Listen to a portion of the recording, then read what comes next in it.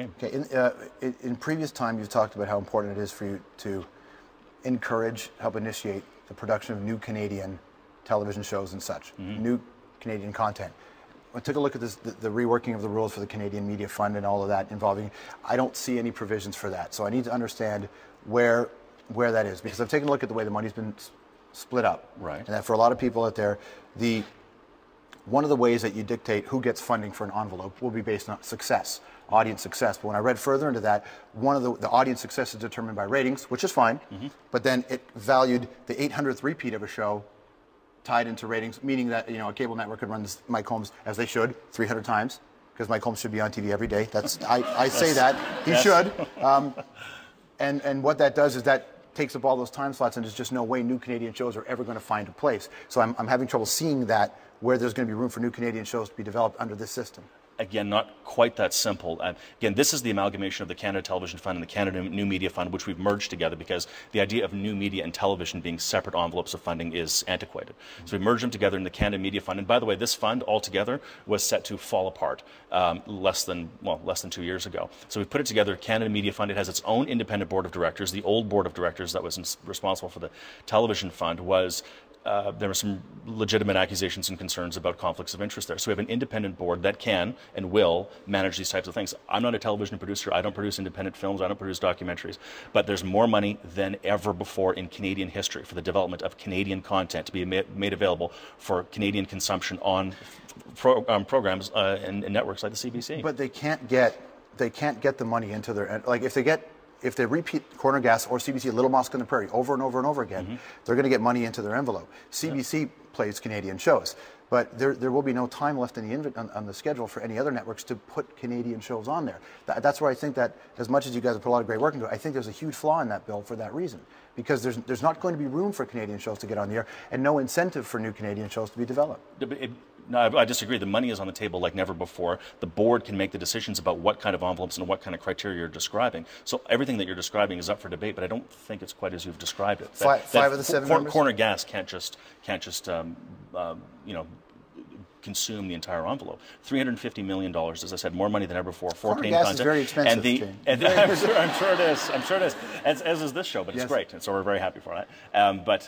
Look, there's more money than ever before. Independent board that will be able to make these kinds of decisions, and so far they're working very well. And by the way, the feedback from the creative community has been overwhelmingly positive, like 95 to 5. I think people are hopeful, but there are concerns about this. Always. It's a lot of money. Okay, so you called Vancouver Canucks Canada's team.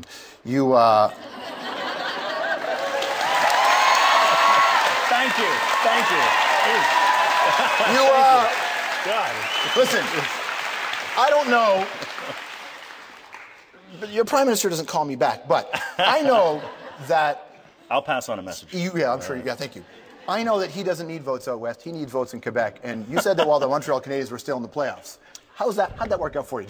I think contrary to a handful of people in Ottawa, I think Canadians have a more developed and robust sense of humor than others do. I think people recognize that as I'm from Vancouver. Yeah. Canucks are my team. I'm going to say the Canucks are Canada's team as long as they're in the playoffs, and I'm proud to do so. And so now are the Montreal Canadiens Canada's team? Apparently so. Let me ask you. Okay. This is just because, we have the ability to have this conversation. I need to figure out what's going on with your party and the CBC. And I say this because we're on the CBC.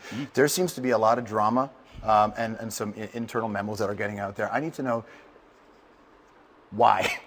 And I say this because it seems like the Conservative government at this point has such a bee in their bonnet about this network. And I think that's dangerous on their part because I think it's a red herring and takes away from the fact that this network represents Canada in all the regions in a very responsible way. I just need to know what's going on from your side. Sure. Well, here's what's going on from our side. We made a campaign commitment that we would maintain or increase funding for the CBC. We've increased funding for the CBC in every single one of our budgets at a time of deficits and recessions globally and across the country. Our support for the CBC is strong because we believe in Canadian content. It's the only place where you're going to get broadcasting in 8 Aboriginal languages in the north. It's the only network and the only family of networks where you're actually going to get, as a Minister of Official Languages, Francophone content in downtown Vancouver and Anglophone content in parts of Quebec where otherwise it would not exist. It's a key institution for uniting the country, and that's why we have increased funding for the CBC, because we recognize the importance of it. I believe I believe you mean that. I just don't believe that the Prime Minister does, or the Prime Minister's office. No, and his actions. I mean that seriously, because here's what I'm trying to get to. Well, he made the commitment, and he kept the commitment. So I mean, actions are louder than words, and there you are. Stick around. We're going to have more with James Moore right after this.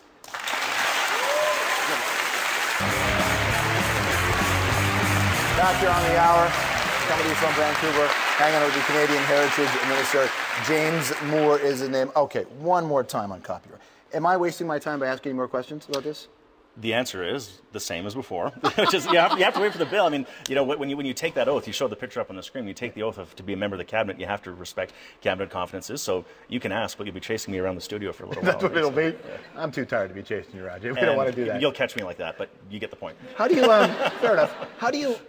I mean, how do you find the evolution of your position right now? Because this is a country that, more than I've ever seen, heritage in this country is important, and people feel it.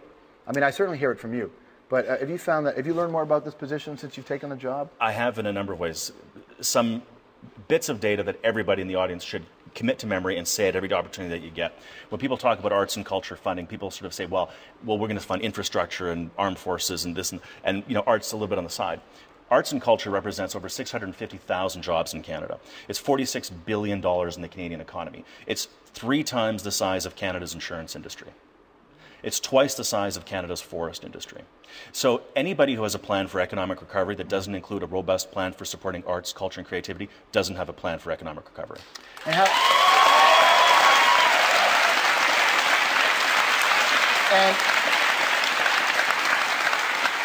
why is it then? I mean, you're fighting an uphill battle then. For some reason, people just perceive your party to be the party that doesn't support that. I guess because of cutbacks and things like that. Yeah, but that's even not true. I was peeking over your shoulder as the montage at the very beginning. Yeah, it's actually not true. I mean, we've increased. That was true. We've factually checked that. Oh, did you? Dude, we're tight on this. Okay. No. We're tight on this. Yeah. Well, it's. You know, look, there's stereotype and there's cliche, but then there's also truth. And this is part of politics and debate. And if the other side has done a better job of attacking than we've done a better job of building, then that's the way politics goes. But the truth is we've increased funding for arts and culture in every single one of our budgets. You mentioned cuts in the last campaign. What's not mentioned is that money wasn't cut. We ended programs that were pointed out to be clearly inefficient, and we took that money and reinvested it back into arts and culture. There's more money going to festivals than ever before in Canadian history, more money into our national institutions. We're creating the Museum of Human Rights, the Museum of Immigration.